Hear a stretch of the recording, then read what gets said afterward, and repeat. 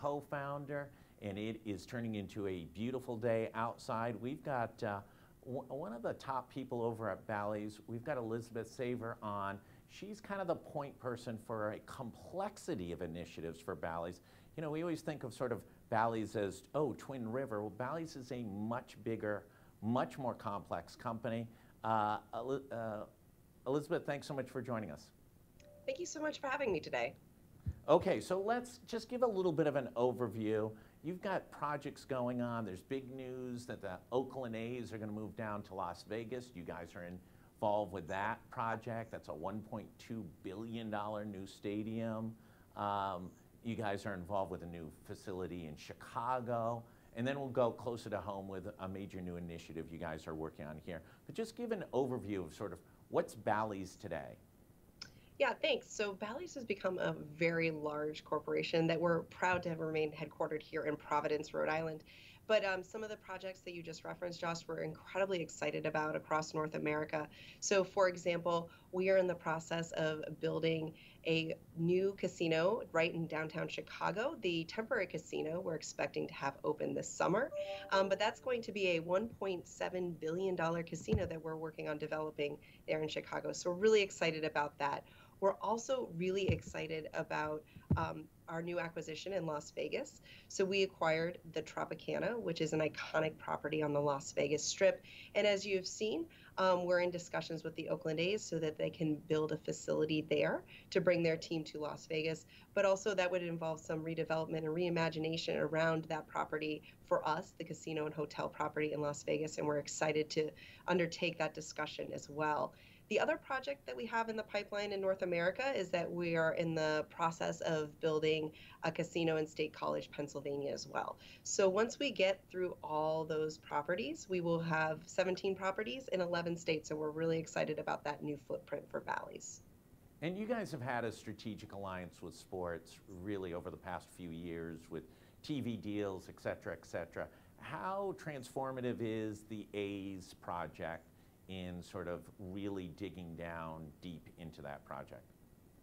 So we see this as, a furthering of our collaboration in sports. Obviously, we are engaged in sports betting in many states where it is legal across the country. We also have the licensing deal, so that's why many people outside of the New England region will watch their local teams on a Bally Sports channel. So we really see this as part of the omni-channel strategy that we have here at Bally's, and making sure that people understand that we're engaged in sports and we want to be engaging people where they are and where they're consuming entertainment.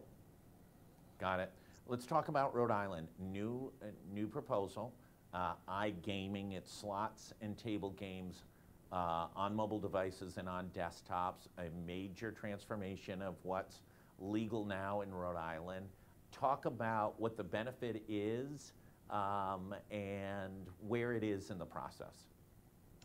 Yeah, so we're really excited to be having this project under discussion here in Rhode Island, and we're really grateful to the Rhode Island General Assembly for putting this proposal forward. So where we are in the process now is a bill has been introduced in both the House and the Senate in Rhode Island to legalize iGaming, which is short for internet gaming in the state of Rhode Island. And what that really means is it would allow all the games that you would have access to if you came to our facilities in either Tiverton or Lincoln. All those would be available on an app that you would either access on your desktop or on your cell phone. So it's really taking all of those same games that people have had access to in Rhode Island and bringing them to them. And why this is important is that, as we saw during the COVID-19 pandemic, people are engaging with their entertainment sources in various ways. And one of those ways that people really started to engage is through apps on their phone. And so we want to make sure that we're making our games that are at our properties as accessible as possible to those of us here in Rhode Island. And talk a little bit, the revenue split is 50% of the revenue coming in, besides what you're paying out to the gamer, is 50% goes to the state of Rhode Island, 35% goes to you guys at Bally's, and then 15% gets split between you guys and IGT. Is that a 50-50 split? Does that make you 42.5 and et cetera? No, so actually that joint venture that you're referring to is very similar to how we operate all the machines that you would see on our gaming floors and the properties. And so how that works is it's not just Bally's and IGT in that joint venture. We will also be bringing in third parties that have excellent, exciting games that we want to offer on our platform. And so that revenue split will be divided amongst all the providers of the games, depending on the use of those games and how many people are engaging with the various games. So it's not something that's envisioned as being a 50-50 split. But again, we wanted to make sure that we had structured iGaming in Rhode Island as closely as possible to how we have things structured at our casinos. Gotcha. Let's talk about sort of the revenue and revenue estimating. When the sports gaming came in, there was exceptionally high estimations as to what kind of revenue that would generate. It did not generate anything close to that over the past few years. You're estimating about $210 million to the state over 5 years. Where's that estimating come from? And kind of break it down. Is that a net gain, or does that also bleed off a little bit from those who might have gone to Tiverton or to Lincoln? Great question. So those actually aren't our numbers internally here at Bally's. We actually engaged a third party to look at those numbers holistically. So they were looking at impact, if any, which there's nominal impact to actually what would be happening in our retail casinos, but also what's happening to traditional lottery, et cetera. So that's really what they are saying what Spectrum is saying is it would be a net gain to the state.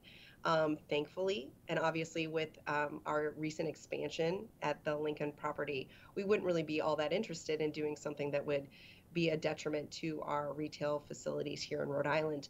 But this would just be a net gain for the state of Rhode Island. And so this is their estimate is what the state of Rhode Island could see should they legalize iGaming.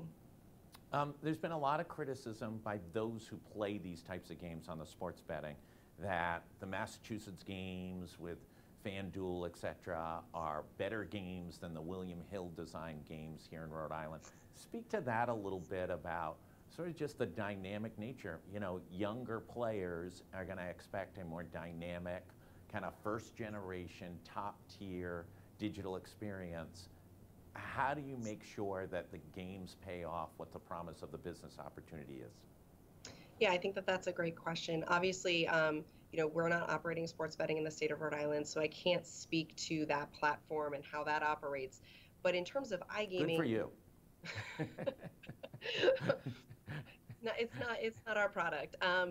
But I do understand that the market is different in Rhode Island than it is in Massachusetts, and that's something also that we were taking into consideration when we were looking to start the discussions around iGaming in Rhode Island, is because we're seeing a hit from Massachusetts legalizing sports betting in some cases, in some properties.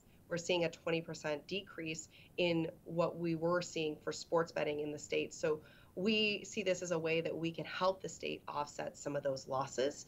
But in terms of iGaming, again, we're a totally separate platform, and this has come up. If iGaming were to be legalized, it would be a completely separate app from what people are using today for sports betting. But we really are excited about bringing a first-tier product to Rhode Island. We want to make sure that we have a really competitive product that people in Rhode Island are excited to use and play. What's your biggest worry about this? Is there the concern that you could be competing with yourself on that, some of the folks from Western Cranston aren't going to get on the bus and head over to Lincoln, and they're going to stay at home and play in their backyard? Actually, the contrary. So we're really excited that this would actually just grow the pie. So we believe, particularly for younger players, maybe they aren't comfortable going to the casino, or it's just not something they've ever thought about doing. They don't want to sit next to grandma at the slots. There's no two ways about it. Or maybe they're intimidated about using table games and they haven't played before, and they don't know if it's something that they would be comfortable doing. But then they download the app, they play the games, they enjoy them, they get a comfort level, and then maybe they decide to visit us at the casino. And in fact, so we run an iGaming platform in New Jersey. We also have a property in Atlantic City. And what we saw is that we saw our customers that were historically our retail customers that were coming into the casino, they increased their spend at the casino and on the iGaming platform. So what we really believe that this is doing is giving us an opportunity to cross-market players, because it's really going to be a different type of player, because as you would expect, the experience sitting at home and playing it on your phone is very different than the experience of being in the casino. So we really think that this is a great opportunity for the state of Rhode Island to diversify the third largest source of income that the state sees every year in the budget. 5 years from now, what percentage of gaming that takes place in Rhode Island will take place online versus in facilities? That's a great question. I don't even know if I have the ability to predict that. I mean, as I wish I did. But as we've seen, there's external forces that change how people engage with their entertainment experiences. So we think it's important, whether it be for, pandemic reasons, whether it be adverse weather events, we want to make sure that we have the ability to reach people where they are so that they can engage with these games. Elizabeth, just wrap up. Where is this in the legislative process? Do you think this is going to get adopted in this legislative session? I'm always the optimist. I'm really hopeful that this will get adopted this legislative session. But where it stands in the process is both bills are introduced. The Senate hearing was completed this week. It took place on Wednesday. We're looking forward to the House hearing, and then we will move forward with the process as necessary. Great. Elizabeth Suever from Bally's, congratulations on all the growth, all the initiatives that are going on across the country. I think many of us aren't aware that this is all headquartered here in Rhode Island now. So kudos on your growth. We'll be keeping an eye on this as it progresses. For everybody else, stay tuned. There's a lot going on, even on a Friday. It's turning into a beautiful Friday here in Rhode Island. So stay tuned for updates from GoLocal throughout the day, and of course into the weekend. We'll have much, much more. Get out, enjoy the great weekend, and of course, stay nice and healthy. Thanks, everybody.